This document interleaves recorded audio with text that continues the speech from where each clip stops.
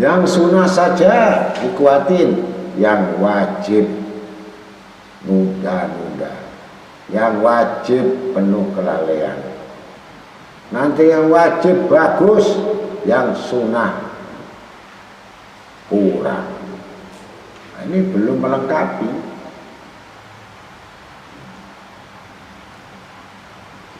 Sedekah saja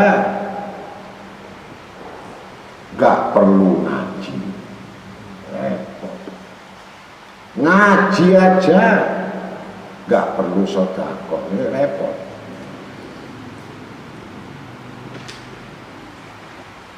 Sholat saja gak perlu doa, wis doa saja gak perlu sholat.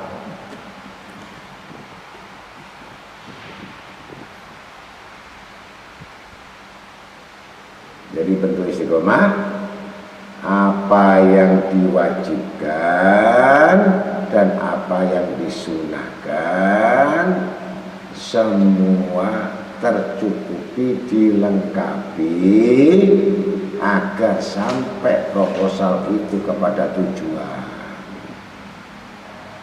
Maka istiqomah itu khairun, kebaikannya melebihi dari 1000 kemuliaan. Enak ngomong, saya istiqomah, tapi ternyata kamu bukan mulia, tapi mulio. Orang istiqomah mestinya mulia. Kemuliaan itu dekat pada orang takwa. Orang takwa itu dekat dengan istiqomah, kan begitu. Tapi buktinya dia istiqomah, kenapa nasibnya begitu? Ya? Koneksi sama orang gak ada, sosialitanya gak ada, sosial ekonomi gak ada, tapi istiqomah. Berarti gak bagus itu orang. Ya. Padahal istiqomah tadi mendapat 1000 karomah, 1000 kemuliaan. Ini yang tidak disadari oleh manusia. Untuk apa kamu buang-buang waktu yang demikian itu? Ternyata kamu itu hanya bentuk persyaratan, bentuk berpijak tapi tidak menginjak. Ya. Saya ngerti hukum tapi saya melanggar hukum, begitu. Dia tahu hukum sebenarnya tidak menjalankan hukum. Nah, ini orang membantah sebenarnya sama Allah Ta'ala. Perintahnya nggak dilaksanakan, sunnahnya nggak dilaksanakan, bacaannya dilaksanakan. Perintahnya.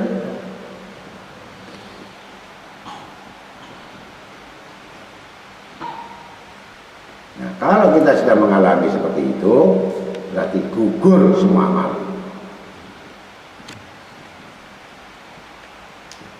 Kalau tidak bertobat, minta tolong kepada Allah, minta perlindungan kepada Allah, pasti tidak akan bisa diperbaiki oleh siapapun, kecuali diperbaiki oleh diri sendiri, bukan siapa-siapa. Allah pun tidak merubah.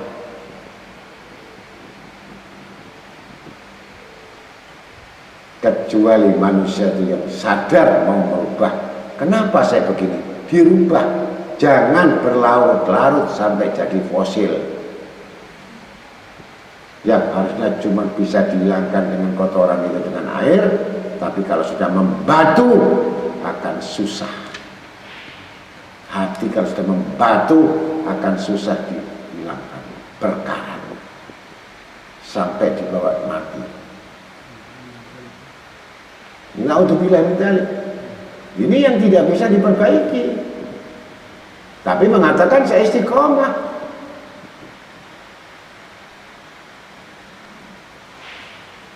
Ya, mudah-mudahan itu sudah jawabannya. Jawaban istiqomah itu tidak semudah apa yang dimaksud bahwa saya ngaji ini istiqomah, saya rebun istiqomah. Kemis kemana kamu?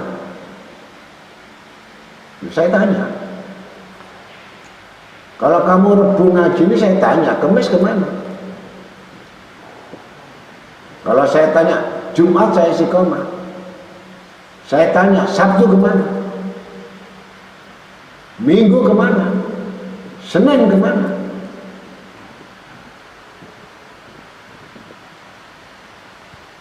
Nah, begitu.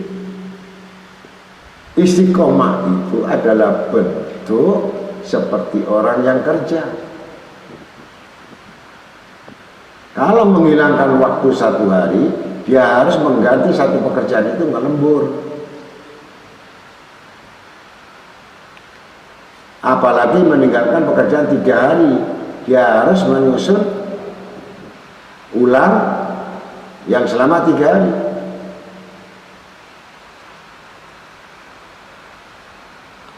Ini bentuk pertanggungjawaban. Itu bab pekerjaan. Bagaimana di hadapan Allah istiqomah ini 24 jam. Termasuk saya belum istiqomah. Kau pikir saya istiqomah? Saya sendiri tidak istiqomah.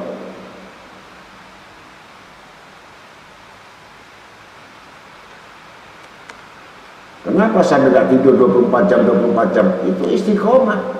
Karena roh diperintah oleh Allah 24 jam untuk ibadah, untuk berzikir kepada Allah. Nafsu menolak dengan pertama banyak makan, banyak tidur, banyak kawin. Udah pasti sudah terhimpun. Kalau orang doyan makan, doyan itu, nafsunya udah nggak bisa dikendalikan. Kalau orang kurang tidur, banyak ibadat, sedikit makan, nggak ada pikiran negatif itu.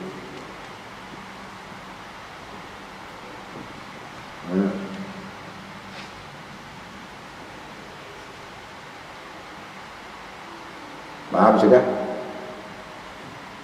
Makanan roh itu apa? Makanan jasad itu nasi, lauk, pauk. Makanan roh, zikirullah, Quran, wirid. Itu makanan roh. Makanya orang ngaji itu cari makanan roh atau cari makanan perut. Begitu.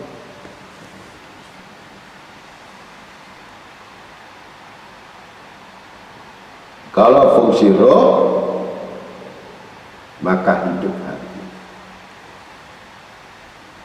Kalau makanan perut akan mematikan hati. Jadi situ istiqomah harus paham ya, yang kita kaji malam ini, yaitu orang yang beruntung yang menguatkan syukur, muncul syukur, muncul sabar, muncul tawakal, istiqomah. Syukur punya, sabar punya, ikhlas punya, ridho punya, tawakal punya, berserah diri punya, qanaah punya. Itu yang disebut istiqomah. Ini istiqomah belum sambat menjerit terus. Ini bukan istiqomah. Istiqomah jerit. Diakhirkan bukan karomah, dapat 1000 karomah harusnya. Istiqomah ini enggak, karena jerit terus, ngeluh terus, akhirnya dapat 1000 putus asa. Dapatnya 1000 putus asa.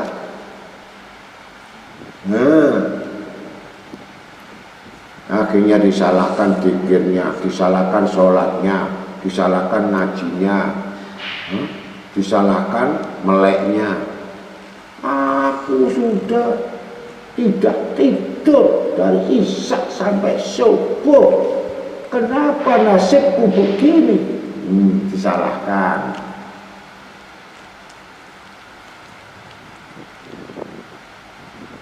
Kan saya sudah istiqomah. Istiqomah ngeluh, istiqomah. Istiqomah sambat, istiqomah. Hati-hati. Salah niat, salah menempatkan hati, salah ibadah, salah berdoa, salah zikir, salah duduk, salah. Hasilnya makin parah ibadahnya. Terjerumus dalam kesesatan. Udah, supaya nggak sesat lagi, dikasih zikir. Berubah kamu zikirnya. Jangan dia Fatah ya Razak, jangan dia Rahman ya Rahim. Ganti zikir. La ilaha illallah wahdahu la syarikalah. Lahul mulku wa lahul hamdu yuhyi wa yumiitu wa ala kulli syai'in. Baca 1000. Enggak usah baca lain, enggak usah minta rezeki dulu. Kamu syirik sudah. Enggak mau. Loh, saya kan punya zikir ini. Doa lakal hamdu syukur. Kemudian saya punya doa laqad ja'akum, enggak sepi duit. Saya doa punya Yasin. Ngapain saya baca la ilaha illallah? Orang kalau kena masalah tidak akan baca itu yang namanya wirid. Tidak akan itu baca tauhid itu. Kecuali fadilah apa yang di situ, itu yang kamu utamakan. Ini tanda-tanda orang yang selalu mengeluh kepada Allah, yang tidak mengetahui kesirikan khafi di dalam hatinya.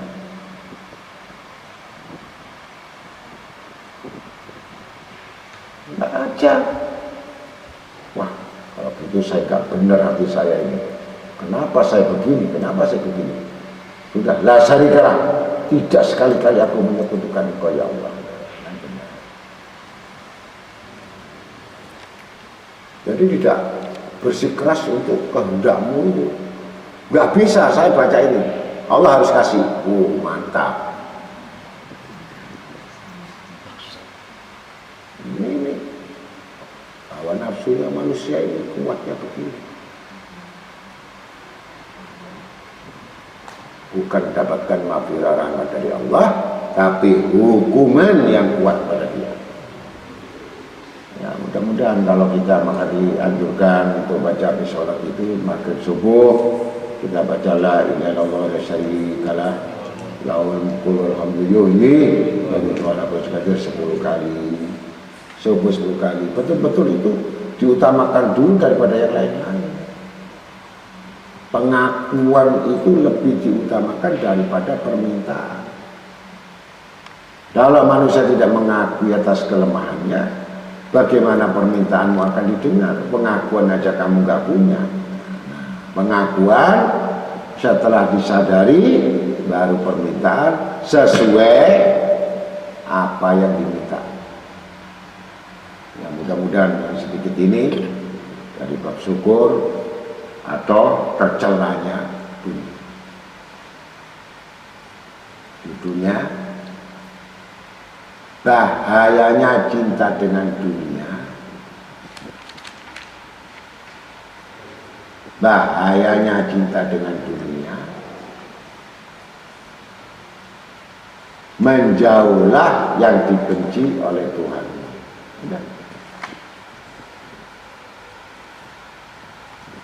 Karena siapa yang mencintai dunia dan bersama ahlinya dan yang selama di dalamnya, maka dia termasuk dapat kebencian Allah Ta'ala.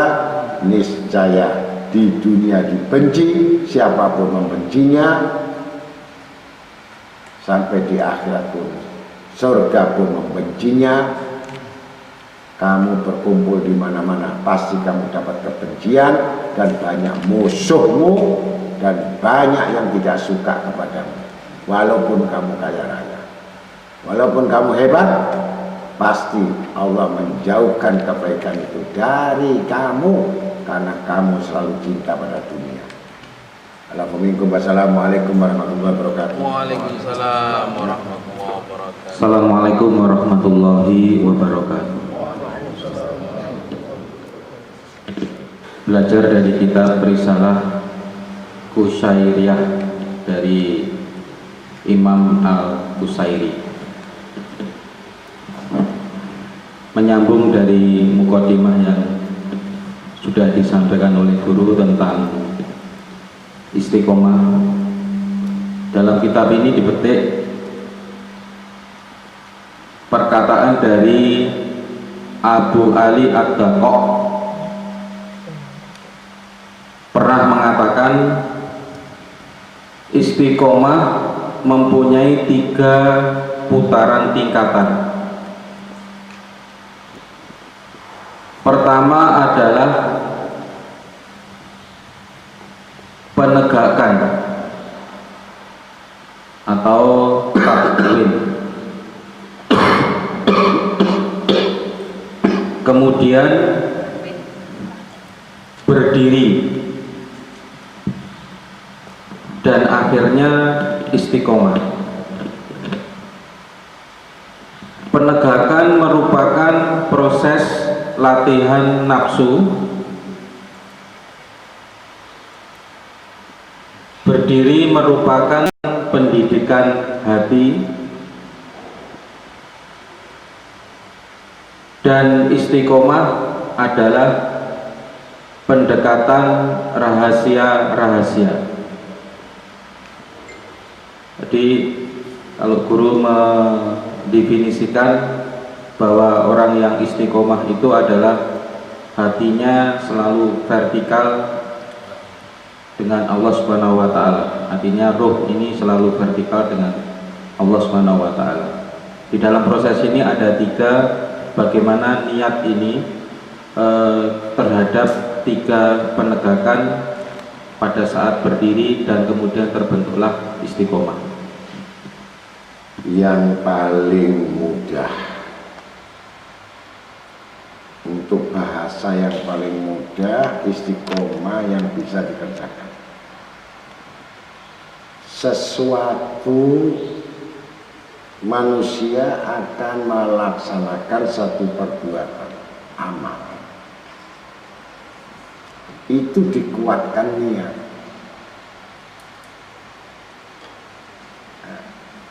Kemudian niat itu bukan terus disimpan saja. Ada orang yang punya niat tapi tidak ada kesempatan untuk beramal, hanya niat. Begitu ada satu niat kebaikan atau niat untuk menambahkan ilmu atau amal, segala bentuk kebaikan segera itu berdiri. Artinya niat itu ada, langsung diamalkan, itu sudah tegak. Kemudian dikuatkan lagi keteguhan pendirian. Jadi antara niat dan amal dan keteguhan.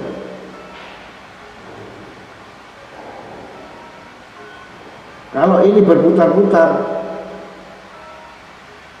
itu niat itu sudah ada, amal tidak bisa berbuat, terhalang oleh segala sesuatu, dan tidak punya pendirian, ya gugur istiqomah.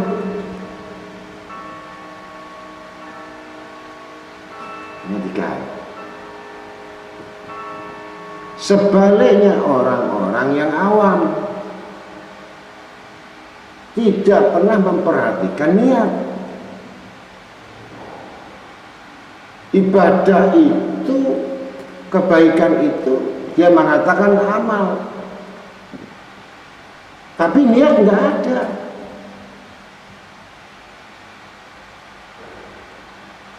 Ini taklid, bukan istiqomah. Kumat. Lagi kumat, oke. Lagi nggak kumat, no oke. Itu nunggu dipicu, atau nunggu didoktrin, atau nunggu dibentak, atau nunggu ditakuti, baru berjalan. Ada apa ini sebenarnya?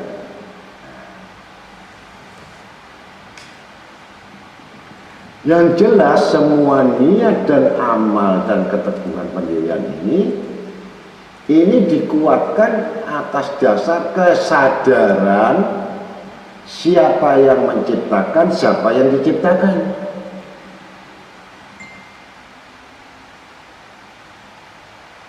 Tidak terhalang oleh sesuatu apapun penghalangnya, baik urusan apapun, untuk menjaga pendirian ini sehingga kamu tidak terombang-ambing dalam masalah. Maka apa yang terjadi oleh manusia ini, terombang-ambing itulah perahu yang tidak punya pedoman, tergantung angin. Tapi nggak punya pedoman. Tapi tujuannya sampai ke pulau.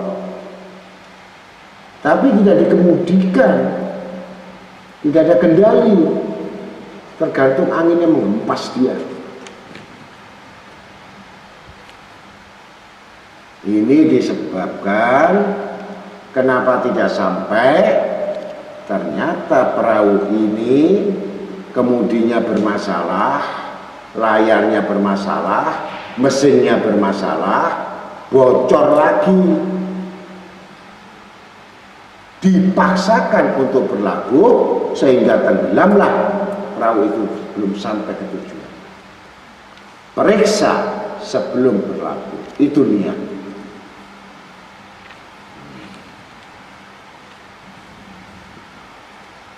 Jadi kamu jangan salahkan kenapa orang yang ngaji yang satu kelihatan berhasil, yang satu sudah lama kok tambah ngeblank, yang satu remnya blong. Nah ini kenapa?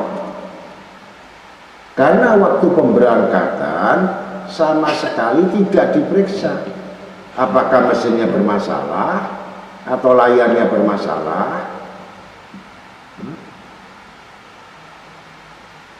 atau perahunya isinya bermasalah, bocor, atau kemudinya. Ini diperiksa. Bukan asal berjalan, bukan asal beramal, bukan berasal datang untuk mencapai tujuan. Bahtera hidup ini harus diketahui, maka kehidupan namanya bahtera. Tapi kalau bahtera ini belum sempurna atau tidak baik, sampai nggak kira-kira kapal ini? Ini bonek betul nekat. Ini orang betul-betul nekat. Spekulasi, kalau selamat itu pertolongan Allah, kalau nggak selamat, memang kamu golongan nggak selamat. Jadi selamat minta kehendak selamat, tapi tidak mempunyai syariatnya untuk menjalankan ibadat. Nanti mas.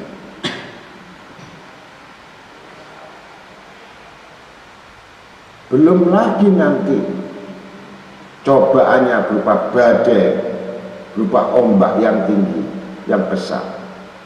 Ya cepat sekali dia tenggelam dibandingkan yang itu perumpamaan. Jadi istiqomah itu mempersiapkan semua segala sesuatu untuk menuju suatu cita-cita,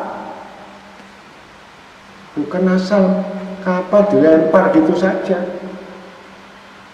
Ikut ngaji dilempar, pulang dilempar, datang dilempar, kayak barang dilempar, pulang dilempar-lemparan. Rutin, tapi kok kapal terombang-ambing ini sebenarnya. Ini punya kapal terombang-ambing. Mau ke utara-utara, selatan-selatan. Dan diketahui bocor. Apa yang diharapkan? Perumpamaan istiqomah adalah satu bentuk persiapan yang sangat dari niat nawaitu. Nah, sekarang kamu datang karena takut, kamu datang karena nanti takut dimarahi, nggak datang. Nanti kalau nggak ngaji takut. Ini takutnya orang munafik itu. Takut Allah berarti memperbaiki niat.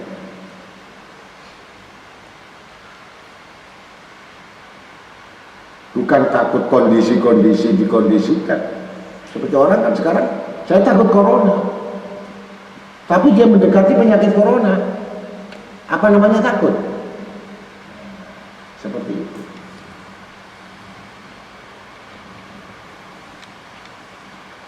Ini syariat nggak punya.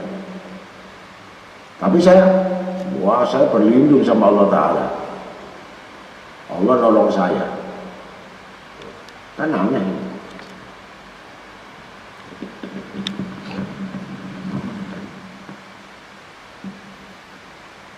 Pasrah yang bagaimana? Pasrah itu bentuk pasrah. Itu bukan istiqomah. Pasrah yang ada usaha, yang ada ikhtiar, yang ada persiapan, yang ada memperbaiki untuk betul-betul mewujudkan satu bentuk cita-cita istiqomah.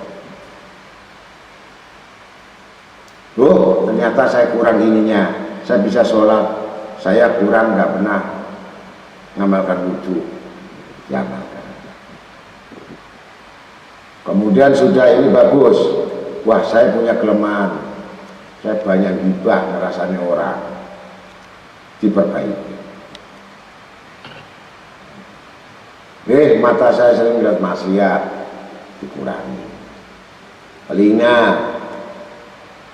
sudah bergaul, ini semua ada istiqomahnya.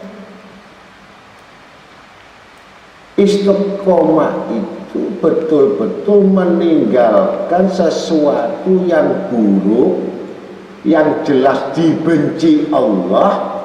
Itu istiqomah. Istiqomah dalam perbuatan ibadah, tapi dia tidak ngerti apa yang dibenci Allah. Ini nggak istiqomah. Dari aspek kehidupan apapun yang butuh perbaikan, dari banyaknya kesalahan, bukan berarti memperbaiki kesalahan tidak salah lagi. Akan muncul sifat salah yang bentuk lain. Seperti hanya orang menginginkan membebaskan sifat riya. Dia tahu perbuatannya riya, dia berusaha untuk menghapus, tidak dilakukan, muncul bentuk lain.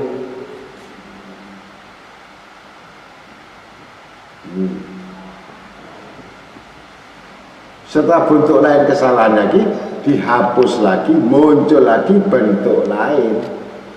Sampai kita mau mati pun masih ada sifat-sifat itu yang dimunculkan bentuk lain. Itu licinnya iblis, bukan manusia.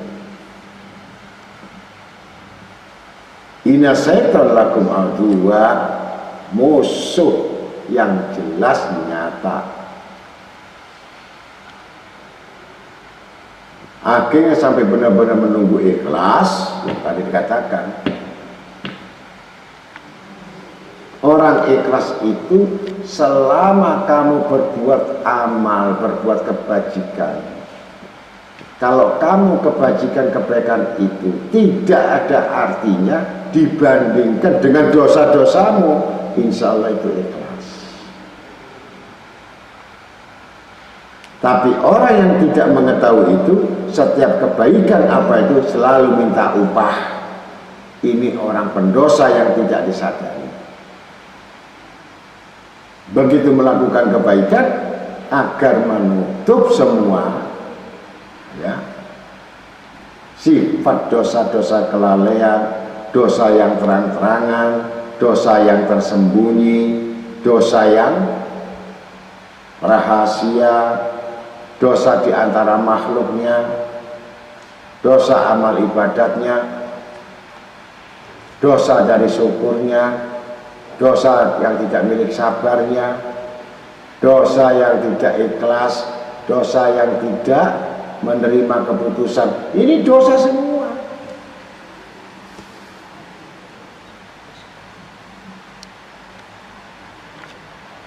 Yang mana hukumnya ini wajib semua, yang harus dihapus.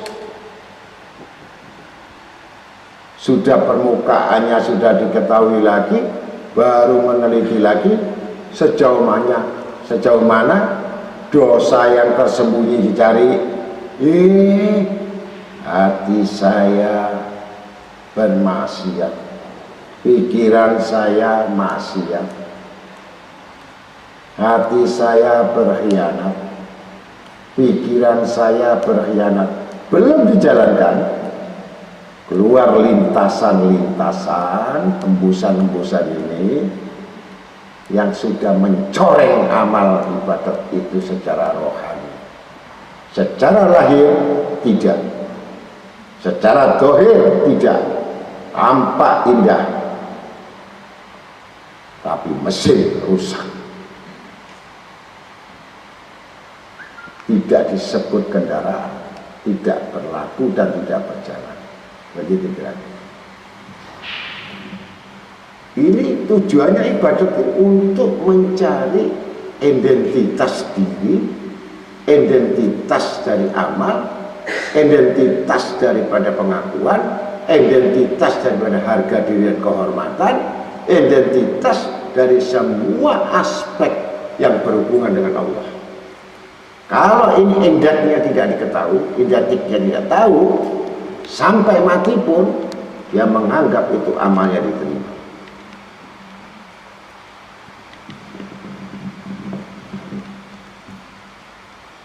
Inilah perjalanan antara kuda dengan keledai.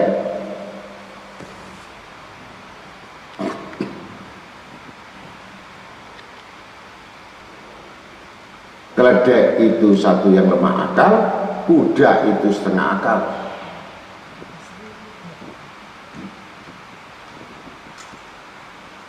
Bukan keledai itu tidak taat sama tuannya. Mengangkat dia satu karung daripada garam, yang satu mengangkat lagi yang namanya kapas. Mentaati keledai, fanatik yang gak sehat. Keledai itu fanatik gak sehat.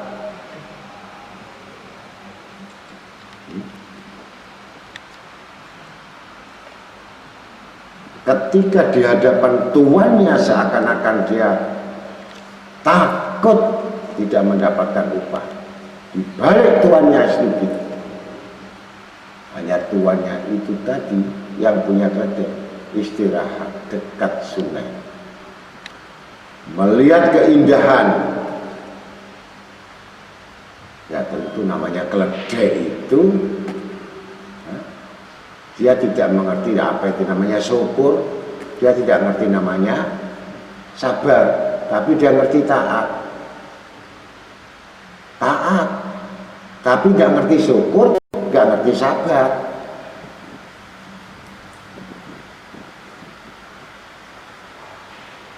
Andai kata ngerti syukur keledai tadi, dia tidak bergerak walaupun ada gangguan di hadapannya. Dia menunggu tuannya sampai terbangun dan meneruskan perjalanan. Karena melihat sesuatu insting bahwa air segar dan bebannya berat tanpa pikir panjang. Dia berusaha untuk mandi, berusaha untuk nyemplung di air itu. Pertama yang mengangkat garam tadi,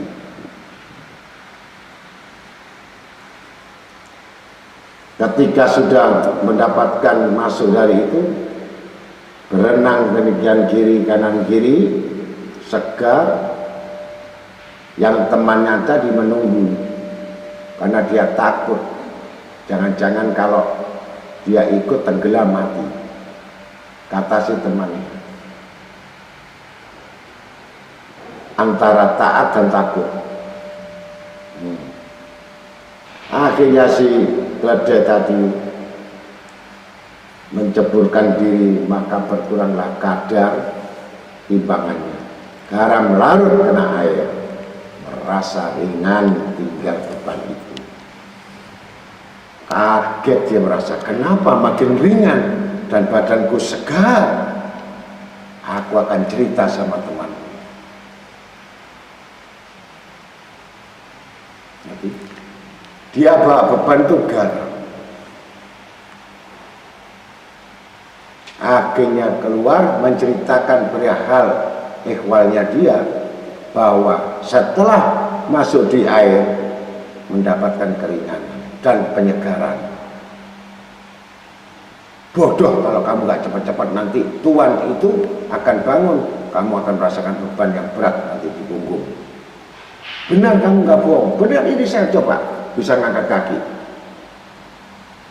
Kata si keledai satu, tanpa berpikir panjang, tanpa berpikir pertimbangan, langsung tanpa berbuat yang lain-lain, hanya mengikuti katanya. Hati-hati ini katanya.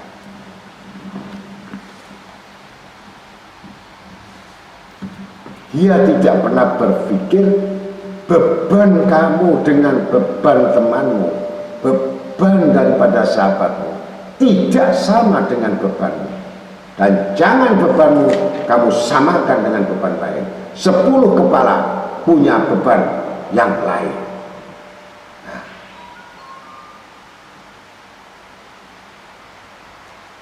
Berat sama, orangnya sama, beban beda. Yang satu bebannya kapas, masuk air, db daripada air menambah daripada kapas, bukan makin timbul, tenggelam. Minta tolong, si keledai tidak bisa berbuat apa-apa. Maka meninggallah satu keledai ini. Temannya menyesal, kenapa bisa demikian, padahal saya begini, bukan salah saya, kata si teman.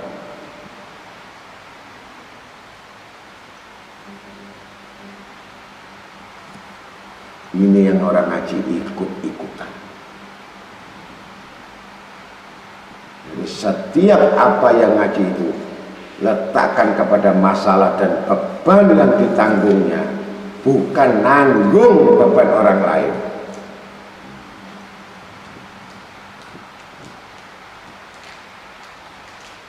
Sehingga hal terjadi, si keledai yang kedua tadi meninggal, maka terkejutlah tuannya. Kenapa bisa terjadi begitu? Dilihat sudah tenggelam di air.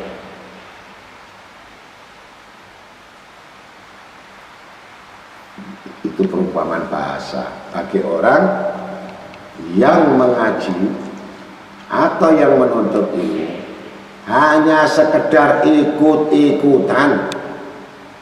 Sekali lagi, supaya saya dibilang ngaji, supaya saya datang itu supaya orang soleh solehah.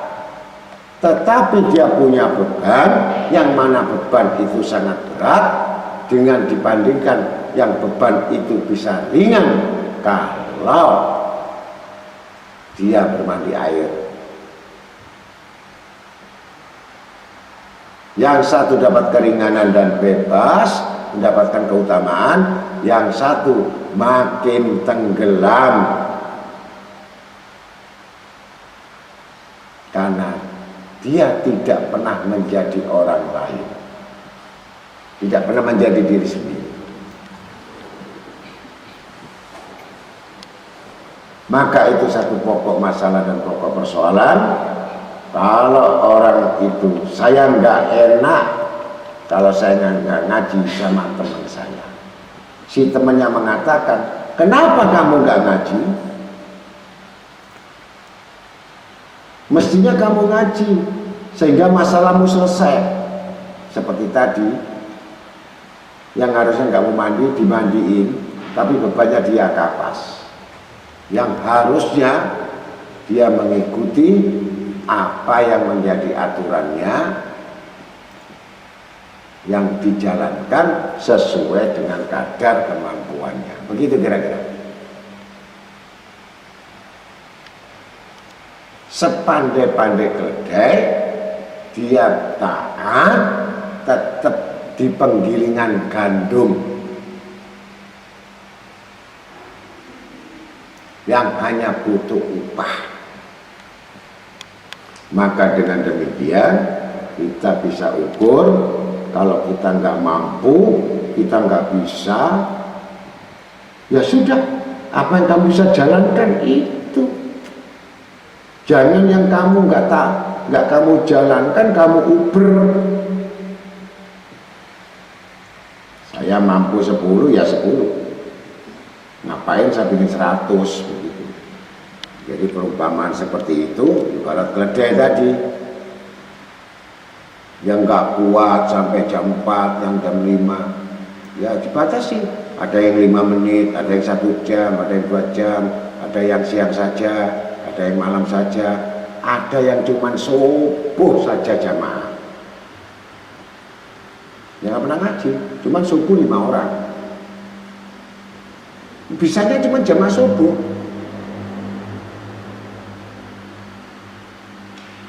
Yang di sini pulang sampai jam 3 nggak bisa jamaah subuh. Luar biasa. Sudah melek, begadang, subuhnya kesiangan. Untuk apa begadang? Mending tidur jam 9, subuh tepat waktunya jamaah. Nah, kemarin adzan saya keluar, saya coba lihat berapa orang.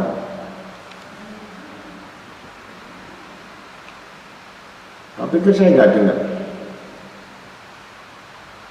Setiap gerakan apa saja di rumah saya dengar dan saya melihat. Bukan saya malas. Walaupun saya masuk nanti 12:30, bukan istirahat, langsung tidur, itu bukan istirahat.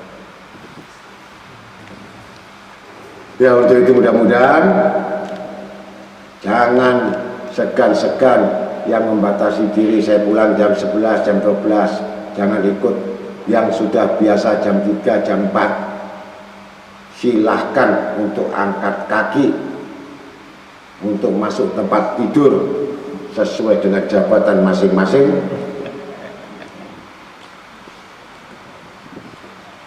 Agar mendapatkan satu berkah. Assalamualaikum warahmatullahi wabarakatuh. Subhanakallah bihamdika asyhadu an la ilaha illa anta astaghfiruka wa atubu ilaik. Bismillahirrahmanirrahim. Fatihah.